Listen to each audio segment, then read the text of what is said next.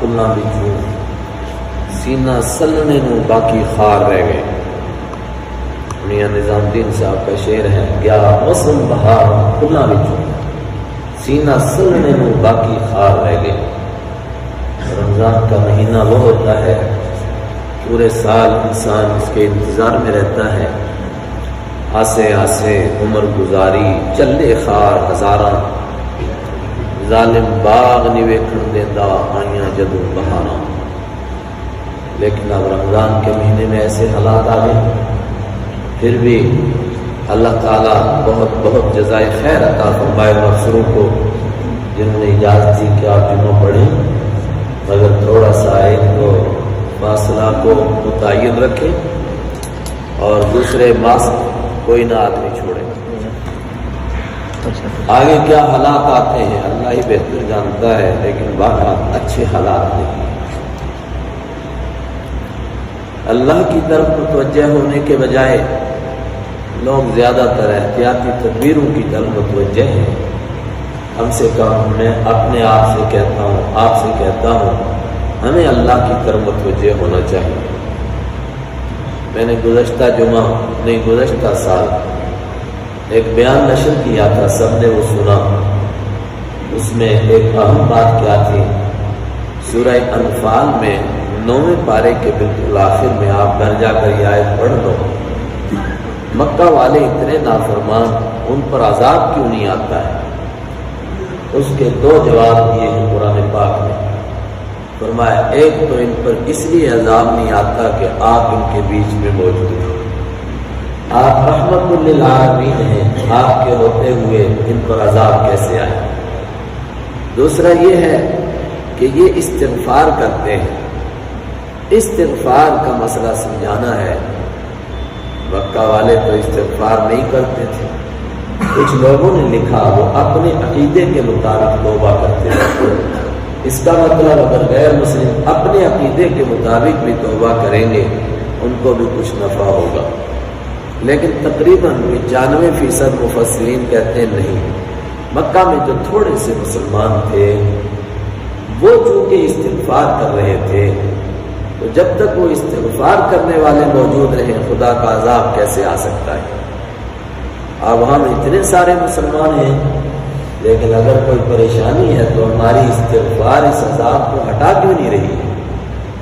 اس کا مطلب جیسے استغفار ہم کو کرنی چاہیے ویسے ہم نہیں کر رہے، ہم دوسروں کو دوش دیتے ہیں، حالانکہ قرآن نے کہا کہ ایمان والے استغفار کرتے ہیں اس لیے ان پر بھی عذاب نہیں آتا ہے۔ ہم کو استغفار کرنی تھی، خدا ان کو بھی عذاب سے بچاتا۔ اس کے بعد اب میں آپ کو وہ جو میں نے وعدہ کیا تھا کہ زکوٰۃ کیسے دینی ہے اس پر چند باتیں عرض کرتا ہوں۔ پہلی بات، ایک تو زکوٰۃ متعین ہے، معلوم ہے آپ کو، ایک صدقہ فطر متعین ہے، اور صدقہ فطر میرے سے ہر آدمی پوچھتا ہے جی کتنا متعین ہوا؟ نعوذ باللہ، کوئی ہم متعین کرتے ہیں صدقہ فطر؟ اصل میں لوگوں کی سہولت کے لیے امام صاحب اعلان کر دیتے تھے، لوگوں نے سمجھا یہ امام صاحب طے کرتے ہیں صدقہ فطر۔ میں نے حضرت مولانا مفتی عنایت اللہ صاحب جو ہمارے شاہی امام ہیں ان سے بھی درخواست کی کہ آپ کوئی رقم فکس نہ کیجیے۔ کیوں؟ رسول پاک صلی اللہ علیہ وسلم کے زمانے میں لوگ 3 طریقے سے صدقہ فطر دیتے تھے۔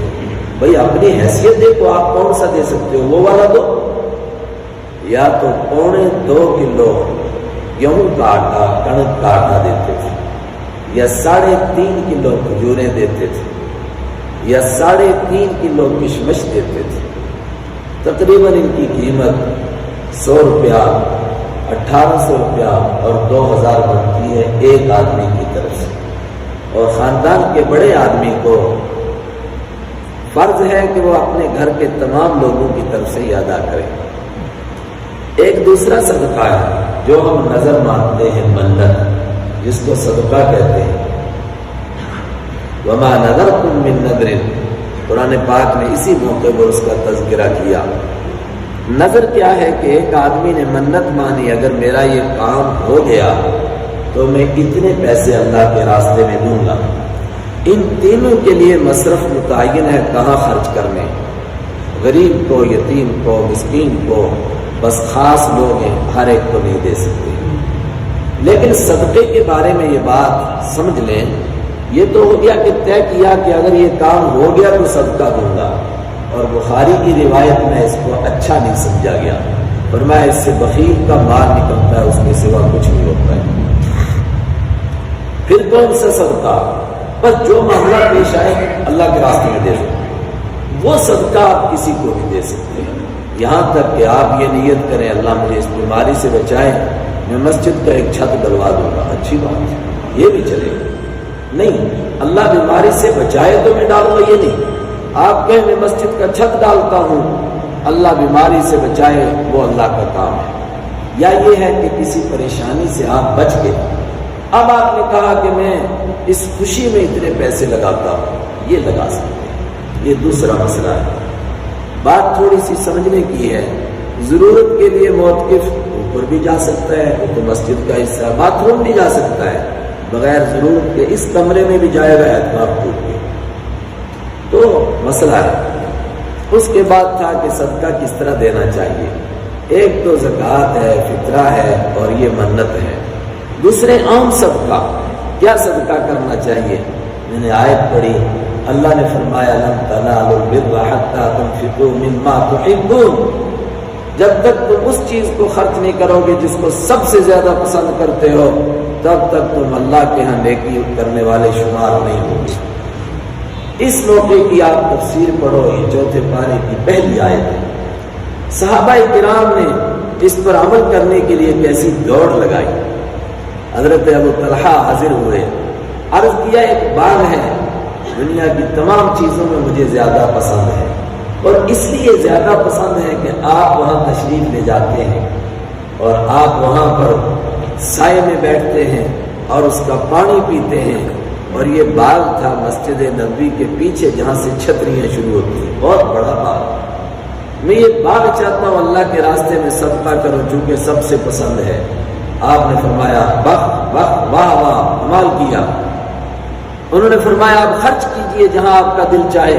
کہا میرا دل یہ چاہتا ہے کہ تم اپنے رشتہ داروں پر اس کو خرچ کرو، یہ وہ فرض صدقہ نہیں ہے نا۔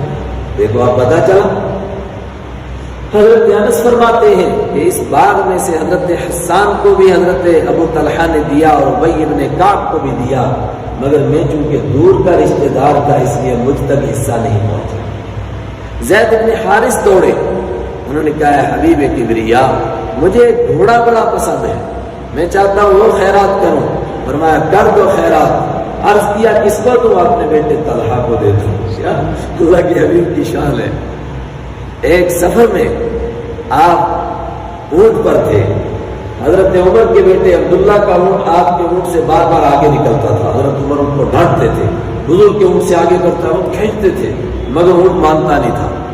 حضور سمجھ گئے اب وہ جوان بھی ہیں، تو آپ نے فرمایا عبداللہ یہ اونٹ کس کا؟ کہا ابا جی کا ہے۔ کہا عمر بعنی، یہ مجھے بیچ دے۔ کہا بیچ دیا۔ کہا قیمت مدینہ میں ملے گی۔ کہا بہت اچھا۔ کہا عبداللہ اب یہ اونٹ میرا ہے، میں نے تجھے دے دیا۔ دوڑا کیسے دوڑتا ہے، کیا دل رکھا ان کا بھی۔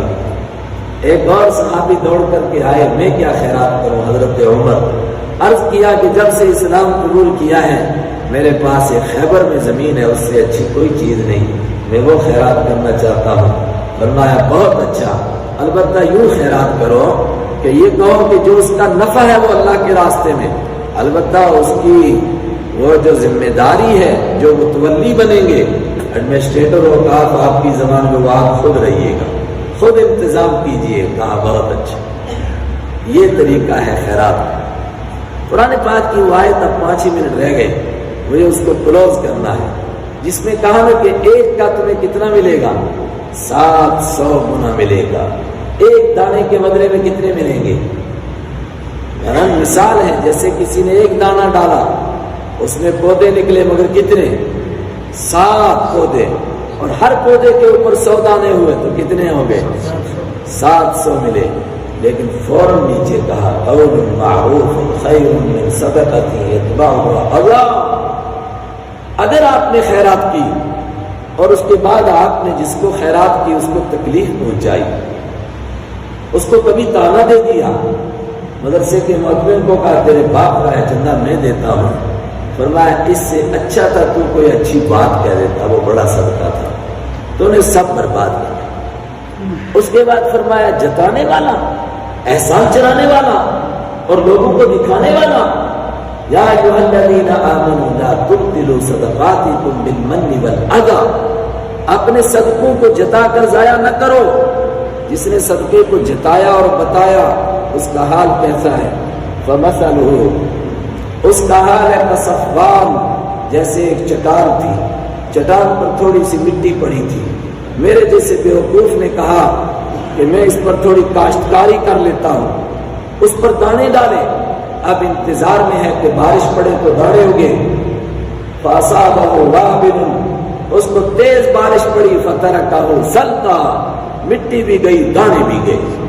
یہ حال ہے اس کا، اس نے خیرات کی اور لوگوں کو دکھا دی، جتا دی، احسان چڑھا دیا۔ اور آگے بڑھے، فرمایا اللہ کے لیے صدقہ کیا، اس کا حال کیسا ہے؟ اس کی مثال ہے جیسے کوئی باغ ہو اور وہ ہو اونچے ٹیلے پر، اور ایسے باغ والے سمجھتے ہیں ہمارے یہاں بارہمولہ اور شوپیان میں ہے، بس اونچے ٹیلے پر ہو، اگر اس کو بارش پہنچے گی تو ڈبل اس میں وہ پھل آئیں گے، اور اگر بارش نہیں پہنچے گی تو پھر کیا ہوگا؟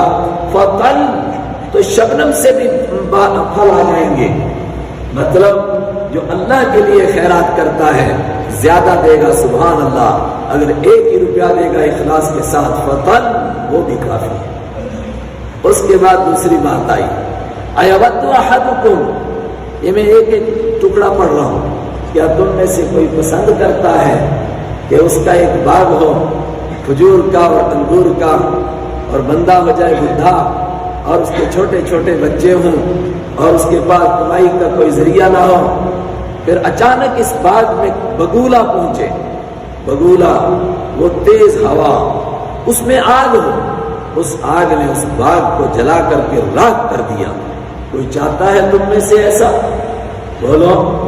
فرمایا اس سے بری مثال ہے جو آدمی بہت خیرات کرتا رہا، اب اس کو بڑی امید ہے، نمازیں تو ایسی ہیں، روزے تو ایسی ہیں، کچھ خیرات کام آئے گی، جب قیامت کے دن پہنچا کہا وہ تو نے جو احسان چڑھایا اور جتایا اور لوگوں کو بتایا وہ تو جل کر کے رکھ۔ پھر فرمایا یا ایھا الذین آمنوا انفقوا مما رزقناکم، کہاں سے خرچ کریں؟ کہا جہاں سے بھی ہم نے تم کو مال دیا اس میں سے بھی کرو، اور جو زمین میں سے نکلتا ہے اس میں سے بھی کرو، لیکن تال کر کے اچھا اچھا خیرات کرو، اور خراب مال کا خیال بھی نہ کرو، ادھر جیب میں ہاتھ ڈالا ادھر ڈالا، کوئی خراب سا 10 کا نوٹ ملے کہ ملے وہ ڈالو اس کی جیب میں۔ فرمایا تم خود اگر تم کو کوئی گھٹیا نوٹ دے کوئی لے گا، تم نہیں لوگے، اللہ کو کیسے دے رہے ہو؟ مسئلہ کچھ اور ہے، کیا ہے؟ ان الشیطان یعدکم الفقر، یہ سب آیتیں ملی ہوئی ہیں۔ شیطان تم کو ڈراتا ہے غریبی سے، وہ کہتا ہے اچھا اچھا پیسہ دے دے گا تو غریب ہو کے مر جائے گا، اللہ تم سے وعدہ کرتا ہے مغفرت کا، دے دو، میں یہاں کی ذمہ داری بھی لیتا ہوں وہاں کی بھی ذمہ داری لیتا ہوں۔ آگے وَمَن یُؤْتِ الْحِکْمَةَ، اصل بات ہے کہ کس کو یہ سمجھ ہے کہ اچھا مال اللہ کے راستے میں دیں، اور کس کو یہ سمجھ ہو کہ بیکار چیز دیں، یہ تو ایک حکمت اور دانش مندی ہے جس کو اللہ عطا کرتا ہے، اس کے اوپر اللہ کا بڑا کرم ہے۔ آخری بات تو دکھلاوا کر کے خیرات کرنا اور احسان چڑھانا، اس کی اتنی مذمت آئی، دکھلاوے کا کیا مطلب ہے؟ کیا کسی کو پتہ نہیں چلنا چاہیے؟ ارے بابا مطلب ہی نہیں سمجھے تم ریاکاری کا۔ ریاکاری کا مطلب ہے کہ دل میں جذبہ ہو، لوگوں کو پتہ چلے میں سخی ہوں۔ ان تعدوا، اگر تم انہیں، وَإِن تُبْدُوا الصَّدَقَاتِ فَنِعِمَّا هِيَ، اگر تمہیں لگتا ہے کہ ضرورت ہے سب کے سامنے دو تاکہ دوسروں کو شوق ہو جائے تو یہ بھی اچھی بات ہے، اور اگر تم چپکے سے دو مگر دو غریبوں کو، یہ اور اچھی بات ہے۔ یہ کسی کے سامنے دینے کا مطلب دکھلاوا نہیں، دکھلاوا دل کی بیماری ہے، وہ کس کے اندر ہے وہ خود اپنے آپ سے پوچھے۔ ایک بڑا اہم مسئلہ ہے صدقہ فطر اور زکوٰۃ، اور اس کے ساتھ ساتھ میں یہ جو منت کا میں نے کہا یہ 3 تو خاص لوگوں کو دینے ہیں، یہاں تک کہ غیر مسلم کو بھی نہیں دے سکتے. تو غیر مسلم کو عام صدقہ دیں کہ نہ دیں؟ کوئی بیمار ہے بیچارے کو کچھ ضرورت ہے، دیں کہ نہ دیں؟ دل میں بات آتی ہے کہ یہ کوئی ایمان میرے سے پیسے لے گا، ہو سکتا ہے شراب پی جائے. لیس علیک ھداھم، تو ان کی ہدایت کا ٹھیکیدار نہیں ہے. تو اللہ کے راستے میں دیتا جا. وہ شراب پیے، وہ کیا کرے، کہاں لگائے، تجھے اس سے کیا غرض ہے؟ دے دے. غیر مسلم کو بھی دے، مگر ان 3 کے علاوہ. اور آج کل دینا چاہیے خاص طور سے، زیادہ سے زیادہ. غیر ایمان والوں کو ضرورت ہے، دو. وہ کہاں لگائیں؟ یہ بدماشی ایسے بھائی کیسے بھی ہیں، ہم اس کے ٹھیکیدار ہیں. کیا سخت لفظ ہے. لیس علیک ھداھم، تو ان کی ہدایت کا ٹھیکیدار نہیں ہے. آخری بات، سب سے بہتر کیا ہے؟ کن کو دیں؟ فرمایا ان غریبوں اور ان فقیروں کو دو جو حقیقت میں غریب اور فقیر نہیں ہیں، مگر انہوں نے اللہ کے دین کے لیے اپنے آپ کو ایسا وقف کر دیا ہے کہ ان کو کمائی کا کوئی موقع ہی نہیں ملتا ہے. اور تحسبهم الجاہل اغنیاء، مالدار اس کو دیکھتا ہے، ناواقف آدمی دیکھتا ہے تو ان کے کپڑوں کو دیکھ کر کہتا ہے یہ تو پورے شہر کے سب سے بڑے سیٹ ہیں، یہ خوشبو، یہ کپڑے. لیکن ہے ضرورت مند، مگر کسی سے وہ سوال نہیں کرتے ہیں. تو ان کو تلاش کیسے کروں؟ سیماہم فی وجوہہم، ان کے چہروں کی نورانی بتائے گی تجھے وہ کون ہے. اللہ کے راستے میں کام کرنے والے. کیسے قرآن نے بیان کیا. آخری بات کب دیں؟ الذین ينفقون اموالهم باللیل والنہار سرا وعلانیہ، چاہے رات کو دو، چاہے دن میں دو، چاہے چھپا کر کے دو، چاہے اعلان کر کے دو، مگر اللہ کے لیے دو. اللہ اکبر. اب یہ بیان تو ہوا نہیں، میں نے آیتوں کا تعارف کرا دیا. یہ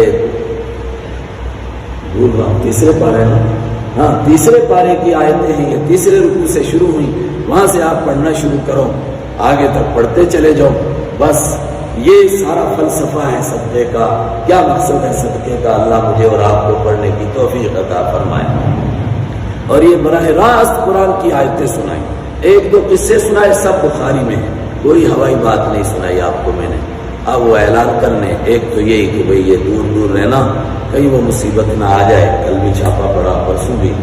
بیچارے اچھے افسر ہیں اس لیے وہ درگزر کرتے ہیں، ورنہ کئی جگہ تو پڑھنے نہیں دے رہے ہیں. اللہ ہم کو بھی سمجھ عطا فرمائے، ان کو بھی.